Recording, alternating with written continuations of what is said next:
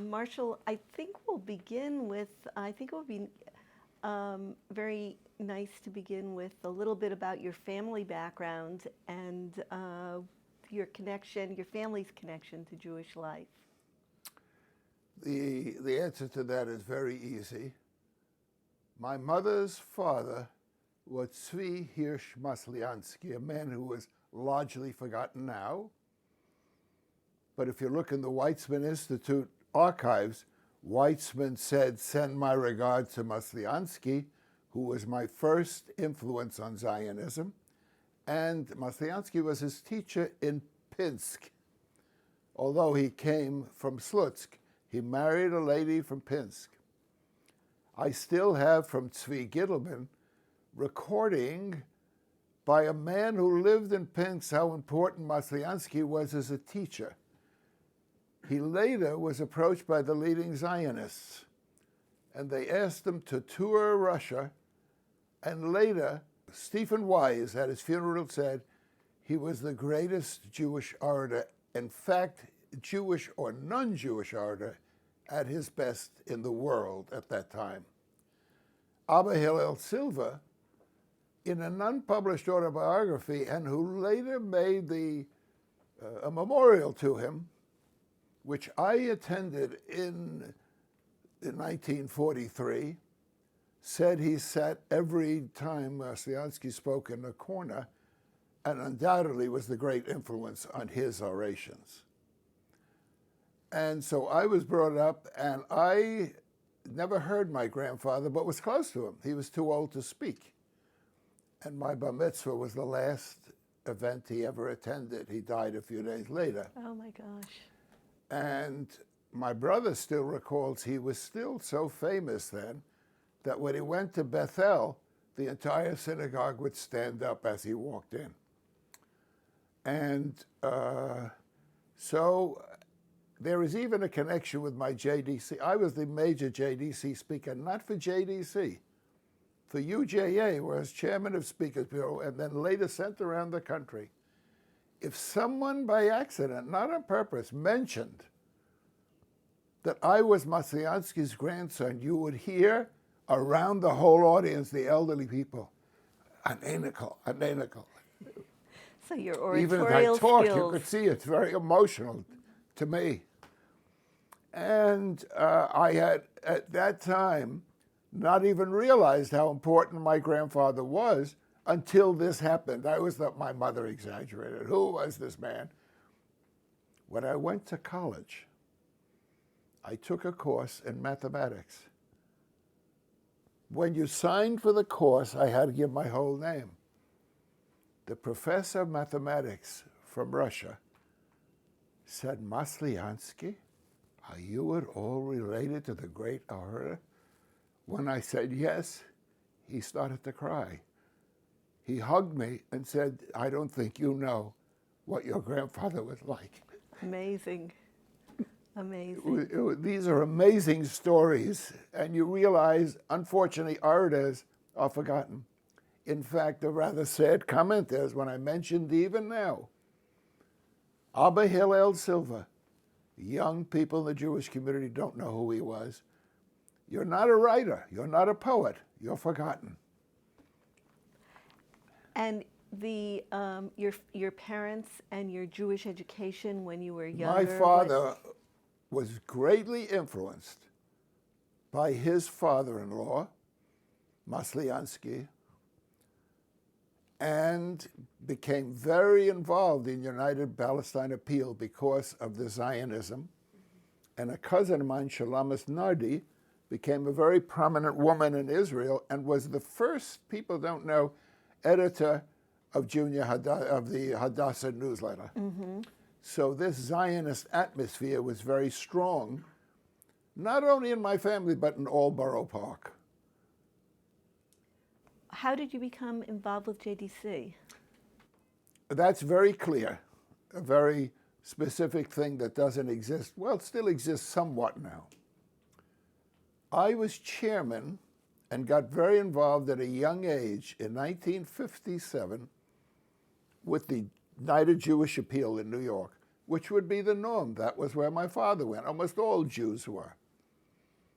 JDC had a small executive committee. If you were prominent, maybe it was an entirely different world. When I finished being chairman of Young Leadership, around 1970, Henry Bernstein, the head, would do this with certain people, not many, but if you were very involved like I was, he says, you really should get involved with one of the agencies we help. At that time, I had gone in 1957 and 1961 to Poland, believe it or not, and always asked to see what we were doing. So I was one of the first people who ever saw these things. So I said, of course, I'd like to be involved with JDC. And I was then put on what they then called the administrative committee for many years before they changed it to executive committee. At that time, maybe there were 20 of us. It wasn't a huge executive committee like today. Could you tell us a little bit about what you had seen on your trips to Poland? And on my trips were some of the most important, and by far, I told someone, by far the most emotional incident that ever happened to me in my life. On my trip in '61, I met a man, and luckily I had someone who could translate for me. I met a Jewish guy on my trip who spoke perfect Russian, Polish, Hebrew, and there was a man there, and he walked over to us right outside the shul, and he said he had a brother who had moved to Brooklyn. Did I ever hear of Brooklyn? I said, oh, please tell me more about him. I would love to call him. He didn't answer me. This man asked him the question again. And the third told me what it was like to be in the Iron Curtain. Don't you want us to send regards? He was so afraid he started to cry and walk away. That was the first time I really realized what it was to be a Jew in the Soviet Union then. And later on, I'm not even sure you, Linda, know this, when I went on the Romanian trip for JDC with only 2 other people, it was the first visitation of anyone, of volunteers, on a mission. It was undoubtedly the most important emotional experience of my whole life. Nothing can even compare to it. do you remember what year that Oh, was? I remember exactly. It was '74. And I remember what happened. In Timisoara, where we stayed overnight, I met a young group of people. They're very bright. The school in Timisoara was outstanding, run by a rabbi, highly intellectual man, and the students were very bright and vigorous, alert. 3 of them came over to me and said, "What's wrong with you? Why do you fight for Soviet Jews and not for us?" And I was really taken back and very touched. I said, well, you know, they have a much harder time than you. They can't even go to school, etc. The young man, who I later to learn was the leading student in the class, talked to me. And if I cry now, forgive me. It's okay. He put his arms around me and said, I'll be a prisoner forever. No one will help me. And he started to cry. Well, I'll tell you now the good news. I took a picture of him and those other people. People forget Motka and Shaika, the 2 people in Israel who went behind the Iron Curtain. I showed them my picture. A year later, they came to me in New York and said, here are your people, and we've gotten them out. Don't ask us how. Amazing, amazing. And I then realized, probably more than ever in my life, what JDC was all about. Now, I must also tell you that we all went, and this is what the current board never experiences. They experience all the wonderful things we're doing. I always saw the tragic things. When I went to Bocani, a tiny town in northern Romania, they greeted us. They came, hundreds of them that were left, to the railroad siding when they heard it was JDC, joint. They stood there waiting. One man said to me, if it weren't for you, I would have no one to turn to. All my people have been killed. And then we went for breakfast, and there was a rabbi there. He'll never know how much I forget him and what he did for me. We had breakfast, about 10 of us, and he said, you don't know what we were like in Bocani. We had 15,000 Jews or more. All that's left now is about 1,500 to 2,000. All of them were killed in Auschwitz. And then he turned to me, and he said to me, and forgive me, nicht mehr vergessen. Don't forget us. And you didn't. I then must tell you that a year later, as I toured the country and told them about this, and I went to Roslyn, Long Island, and made a speech to 200 women, in the middle of my speech, a woman stood up. Listen to him. He's telling you the truth because I'm one of the people who came back. You can't repeat those incidents. These things meant so much to me emotionally. Whenever I went to speak for Jews, I knew that I was saving lives. This was not propaganda. I saw it over and over.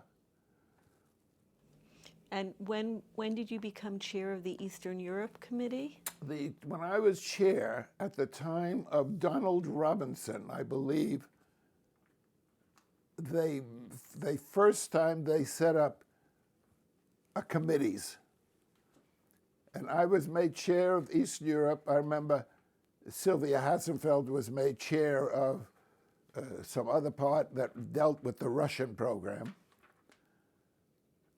And then, of course, later, I became the longest-serving chairman with Henry Taub, and later too, of the Israel Committee. What other parts of JDC have you all over. become involved with and put your energies into? A small amount, because I loved Evelyn Peters in helping raise money for India. I went to India in '68, and I remember just one sentence taught me more than anything when a man said to me, in the art school which we helped support, I'm the only member in my family that ever has had a normal job. I never forgot that.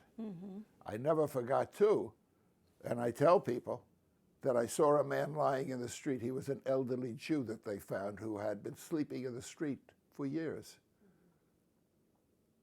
Now you don't know that anymore. And I got, I went to Iran, and I got somewhat involved along in the administrative committee, where you should know there was a debate. We always had people there, and I'm not going to mention names, that were against us sending money for some of that welfare. And their answer was, why should we? There are a whole bunch of men and women who are worth millions and millions. They're very rich people. Let them take care. Well, I had visited and spoke with 3 of those women. They would never have given. They came from a mentality that that's God's way, or these are the poor. And so I got up and made a speech, which partly saved that program. I said, I don't care whether people abroad give. If they don't give, does that mean Jews have got to starve because you're worried whether they give? And that swayed them a great deal, and we continue that full support, which was very important, crucial. What were some of the other policy questions that the board dealt with that were contentious, things like the no Shreem issue? Well, the no Shreem are very clear because I was very clearly involved in that. I was very close, as you probably know, to Ralph Goldman. Very. He not only lived in I must have gone out for lunch with Ralph 500 times. I got a call from Ralph, and in case people don't understand it, what was this issue? Jews were coming out of the Soviet Union. They were coming to Vienna. Those who went on to the United States went by train to Ladispoli and then to Israel. The others who went to Israel would fly directly to Israel, and that was directed with the Israeli government and El Al, etc. Ralph Goldman felt, and I didn't always agree with Ralph, we were very close, but I agreed with him 100% that there are times in this world that you do things that normally you wouldn't. They call for unusual action. He said to me, Marshall, I'm going to meet with one of the top Israelis. And he met us at midnight to 1 in the morning. And Ralph had said to me, we don't want Jews to come to America. This is Israel's last chance, the last chance the state of Israel will have for a major migration of people who are well-educated, talented, and who really can support the future of the state of Israel. And I thought he was right. I cared for the Jews of Morocco who I visited on, and I even called to do some help there. With Jews of Tunisia, I saw it with Evelyn Peters. They cannot compare in skills that the Russian Jews brought to the state of Israel. And Ralph's feeling was, if we don't get this in migration, the whole future of the state of Israel will be weakened. And so I believe that all those people who said, well, bring them to the United States, they have freedom. I wasn't worried about freedom or not freedom. I was worried whether Israel would survive. You may agree or not agree with me, but that's the way I felt that I agreed with Ralph. What was the question? And the big question was, Ralph said what we could do is, JDC fed, clothed, and housed people in Vienna, and then Hayas took them. He said, if they're not going to go to the state of Israel, then we should not help them. That's our way of, that sounds cruel, but that should be our attitude. Our money should go for Jews on their way to the state of Israel. And I agreed with him. Even though I'm a passionate believer in freedom, I felt that he was right. And so I got up, remember, even in front of a federation group, and I think you said you may have a copy of that speech, in which I said two things. I condemned them on two grounds. Number one, I said, are you aware what you're doing if you cut the state of Israel off?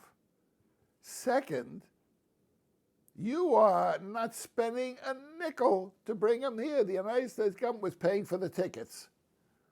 I said, I want a truthful answer from you. They never answered me.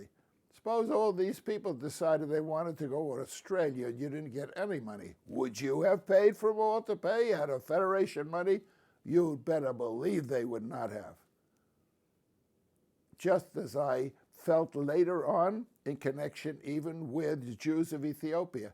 I never heard a Jewish community say, send 2,000 black Jews to us. They're always wondering whether Israel is treating them well. They did nothing to take these people here. So there was always a dichotomy there, in my opinion. And what did the JDC board decide on the no Shreem issue? I think on the no Shreem issue, I don't remember an exact vote. I think most of us would not have gone along. They were all so in favor of freedom and taken in by that. And that was largely the influence of Hayas, too. What areas of your JDC activity have had have inspired passion in you in A couple. One, I went to Israel for, well, a passion for whole Eastern Europe, which I told you. And secondly, when I went in 75 to Israel, I was introduced to a man named Israel Katz, who was the first head then, well, there was one before, first real head of Brookdale. He was a highly intellectual, very interesting man. He played a very important role intellectually. And I began to realize that I was also, by coincidence, and life has its coincidences, very close to a man named Herbert Singer, a man largely forgotten, but who played a major role intellectually in the background and policy of this organization. We were very close. Herb, unfortunately, I'm going to tell you something you'll be surprised with, was short, not attractive, and I'm told that's the reason he didn't become the head of UJA. He did not make a physical or personality impression. He was a soft-spoken, shy man. But we talked about Brookdale, and later, as I got to know Brookdale, I said, my God, every important issue that JDC is involved with, to a large extent, needs research, which Brookdale is doing. So it was really my involvement with Brookdale, less popular, less known, that I came closer to. When Jack Habib, who I think is one of the ablest people in Israel, and that doesn't mean perfect. I argue with him about economic things, but on understanding the social problems, the poverty, the insecurity, the child who's being beaten by his father, and yes, I saw that with my eyes, or the woman being raped by her father, I realized what we are doing is really taking care of the disadvantaged more than anyone. I later then became friendly as I got involved with members of the government. All of them confirmed what I thought. If Brookdale really wants something and believes in it, it'll come to the floor of the Knesset, and we'll back you because we have trust you, and vice versa, by the way. There could be a lot of criticisms of Israel's political situation, but I've got to tell you, the quality of the people on our board was so fine, so sensitive, so concerned with people and problems that I was really proud to just meet with them. They were the regular standard people who worked with us. So that was very important to me. And can you give a few examples of the things that Brookdale has been able to change or accomplish? The abused children, the whole program for the disadvantaged and the disabled. We started that whole program, not started thinking. The only one who finally did research came up with it and then got support for it and got it through the Knesset. We're also involved with things that people don't like to hear about. The abuse of the elderly. And I was very proud that I put up the first program as we realized we have to spread to Arabs.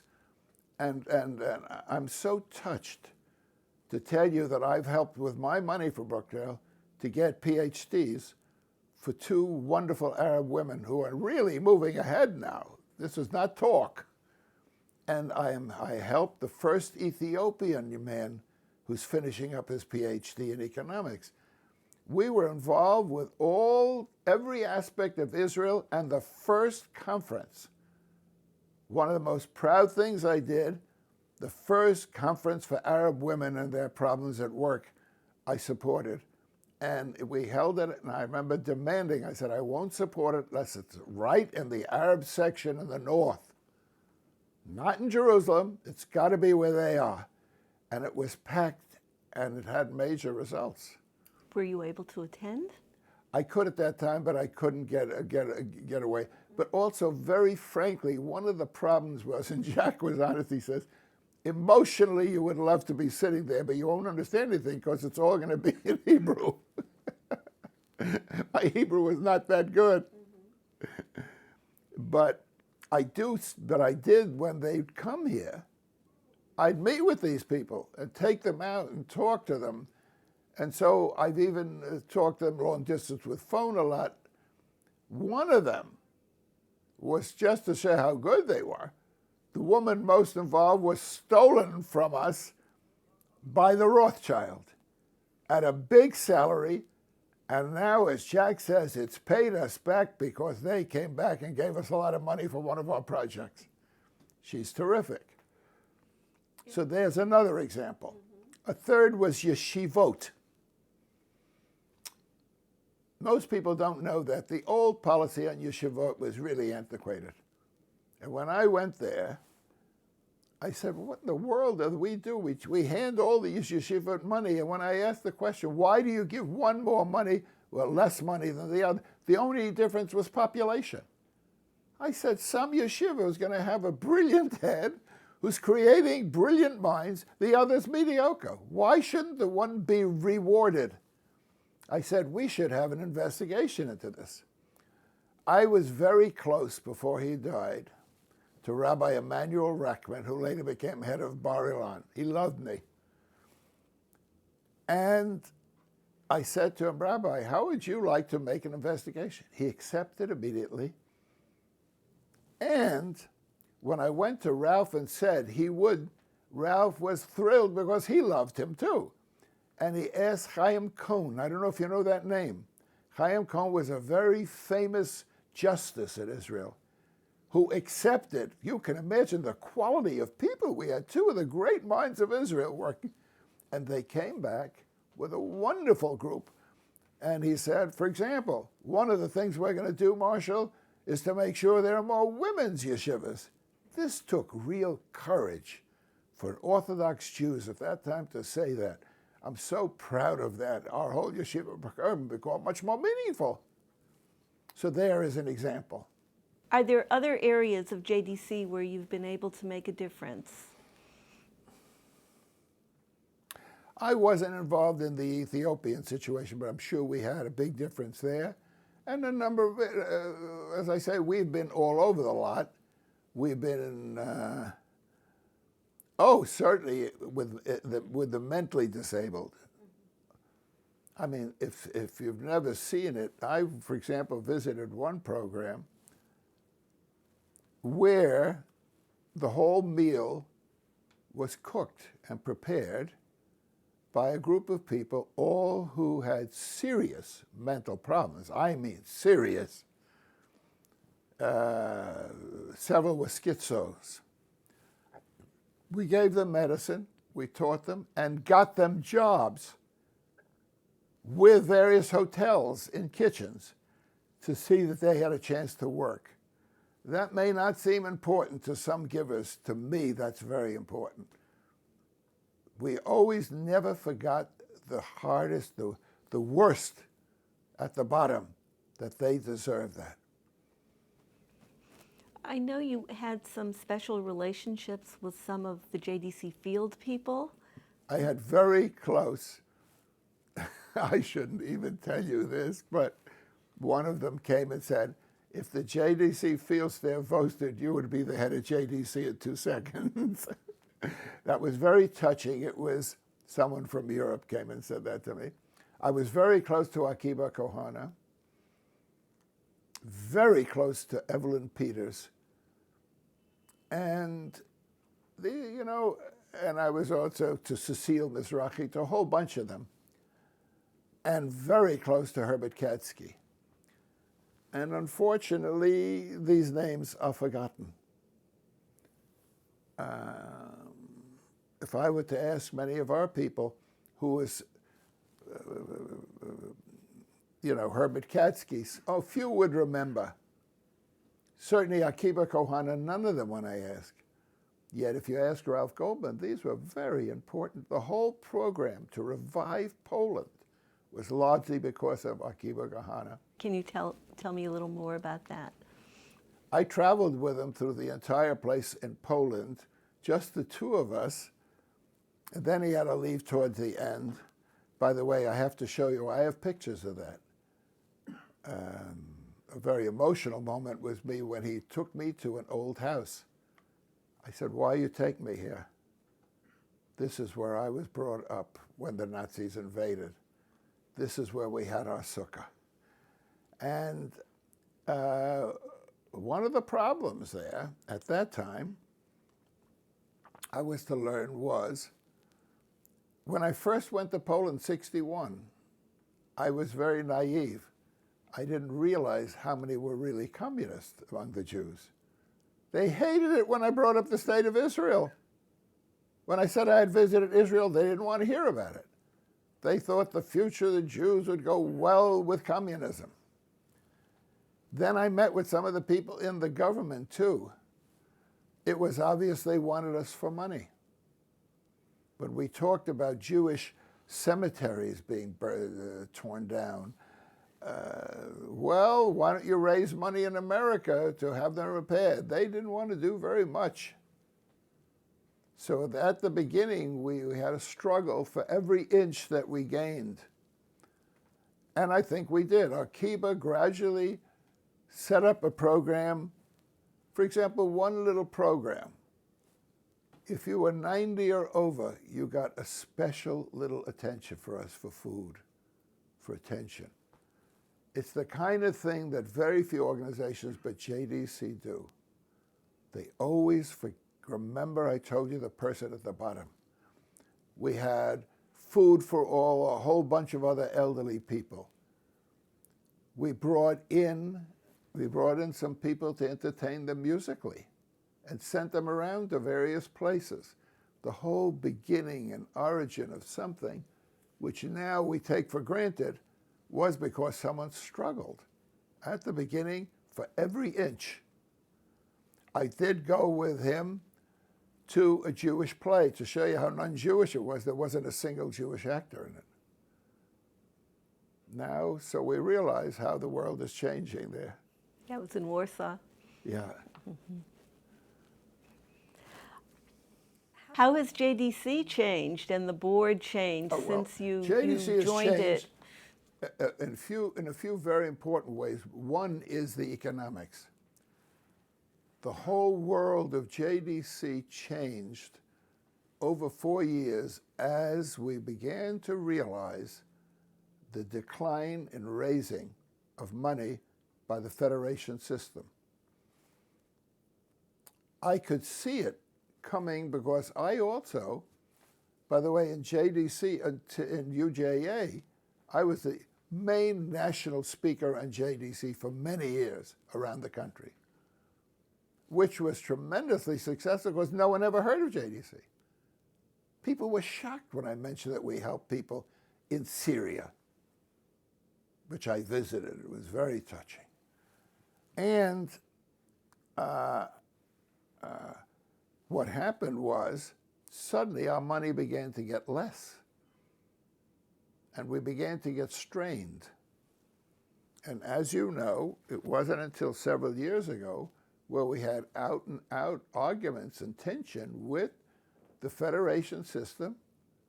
And understandably, it's not a question. I hate it when people say right, wrong. That's not the issue.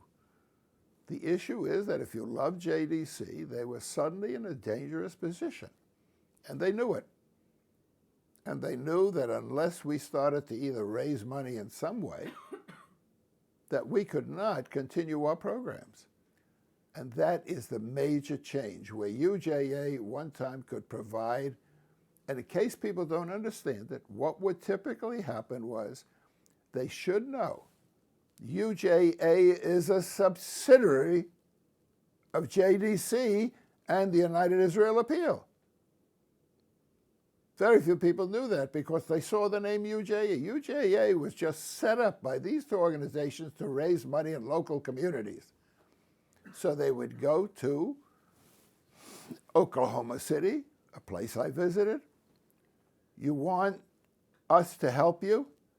well, then we want a certain percentage of your money. And in those days, to give you an idea of the tremendous trauma, when I first started at UJA, 64% of the money went overseas. When I left them, it was down to, I think, 22%. And then I left for a number of reasons. I got too involved with JDC in Brookdale. But this is what happened. This was also the years when the Soviet Union opened up. Exactly. But even before that, you could see it coming. And part of it had nothing to do with the question of UJA or local. More and more people were interested in many local things, and may still be in some cases. When I spoke to the editor, when I was president of the Jewish Telegraphic Agency, I went to a meeting in Colorado, in Denver. I said, just for the fun of it, I'm going to go around and ask 2 or 3 editors, what do you think we should be giving you? Are we giving you the right news? What are we doing for you? The trouble with you is you're always telling us what's going on in Budapest. We want to know what's going on in Tucson about young people, and do they have a dance? Do they have a meeting place? That's what our people are interested in. And I began to wake up that the world I come from did not exist anymore. This is a very serious problem, and that's part of what caused the drop in what was going on. So to a large extent, our meetings now, even of our executive, involving money. Are they going to give money? Will they leave us money? Should we set up a Schiff Society? All of this wouldn't have been necessary many, many years ago. Now it's a major part of our efforts, and our fundraising takes a huge position and use time from our heads. How do you see JDC evolving in the future? I'm very worried for one reason. If you are, even if you're Orthodox, in many Orthodox communities, JDC is not the primary thing. It's the local synagogues, it's schools, it's other things. If you're not, and I look around among my friends, a number of whom are on the board, if I ask them, what happens if you do die tomorrow? I won't mention names. I'm talking about, I'm very close to people on our board. I'm thinking now of 2 people I'm very close to. Neither of them, I don't know if voluntarily their children would give a nickel to JDC or even be that involved with the Jewish community. They're wonderful people that I like, but that's not their interest. My brother was president of the Jewish Museum, president of UJA in New York, was asked to be president of UJA around the country. None of his children ever go to a Jewish meeting. One, I think, may be a member of a synagogue. I'm not sure the other 2 aren't. This is telling us something. It's telling us something very serious. Now, JDC is making some very important efforts to develop young people, and I think even brilliantly so. But I think the road is a very hard one, very hard. And I don't know in 30 years from now whether the grandchildren of this organization will care. If a Jew is starving in Yekaterinslav, I'm not sure that they will care. I don't know. Sorry to say it, but I have my doubts. And the needs in the future? What? The needs in the future. First, I'm always bearish on anti-Semitism. I think it'll continue. I don't think it's coming to an end, or may never come to an end. And I think, as we're seeing in Europe now, there will be continued problems. How, to what degree, I don't know. Friends of mine say, can Israel last?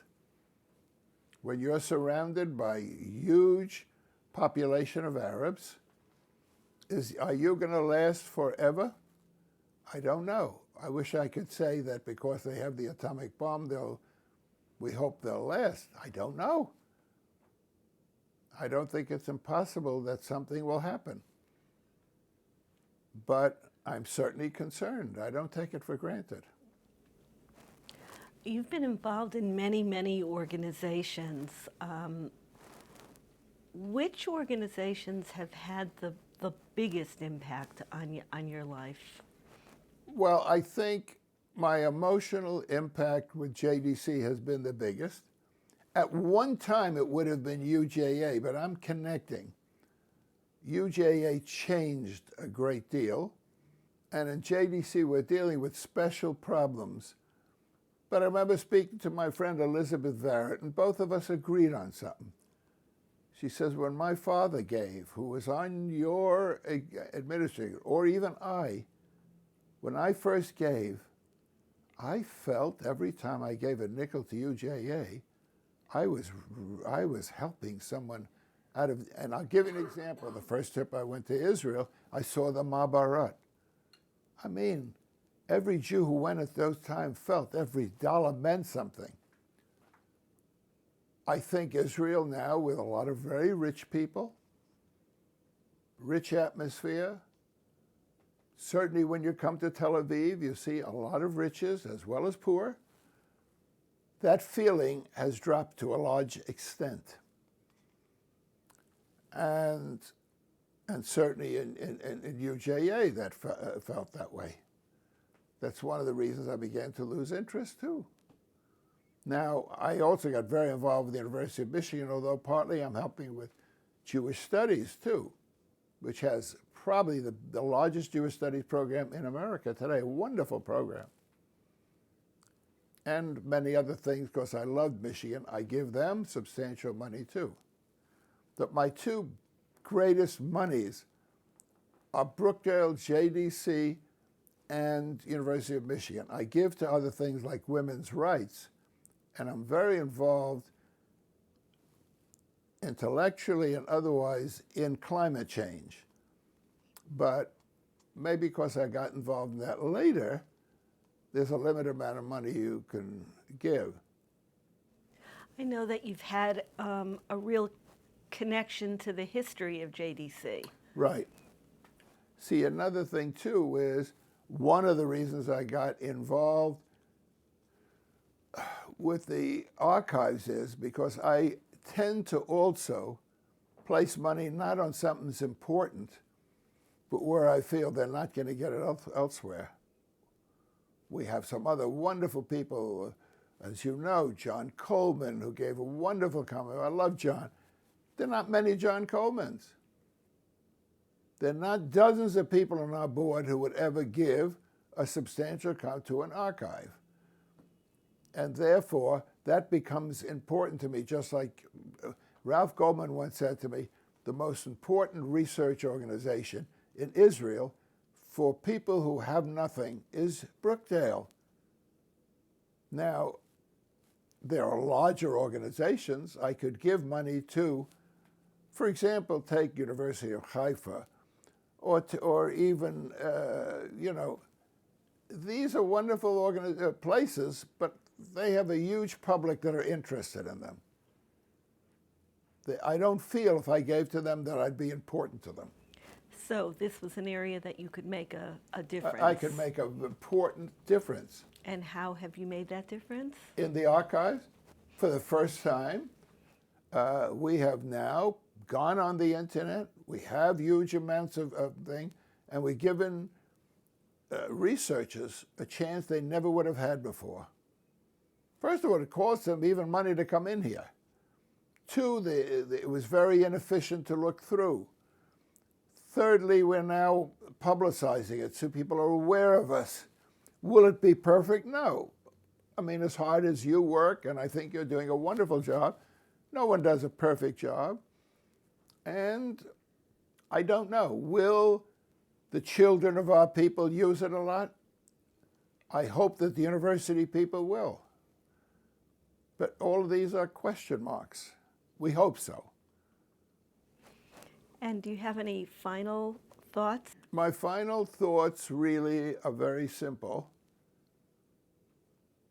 I feel that I was very lucky to involve in my emotional, intellectual, and ethical approach to have one of the greatest organizations, by my standards of what's important, to be involved with, where I help people like the young man I talked about. I will never know him. He'll never see me. But I know that I made an important difference to a lot of people. I knew that on the archives, if you feel it's important, I made a difference. At Michigan, I set up the first prize in Jewish studies. 10 women are now professors at major universities because of that. Well, not because, helped by that. I'm also very involved in the philosophy department where I've made a major change. Now, is that important? I feel this business that you go to university to earn a living is a lot of nonsense. That's not what I was brought up. I was brought up by a mother and father who wanted me to get an education, to know music, to know art, to have philosophy, and that I've played an important role in the humanities. I am shocked by friends of mine who give most of their money for the football stadium. I've made a difference, I think, very important difference. I made a difference in the Center for Women's Studies. I'm one of the largest givers on their board. And I feel that these are important things to me. How long-lasting they'll be, I'm not naive, I don't know. Does that answer the question? Certainly, certainly. Thank you, thank you. You're welcome. This has been inspiring.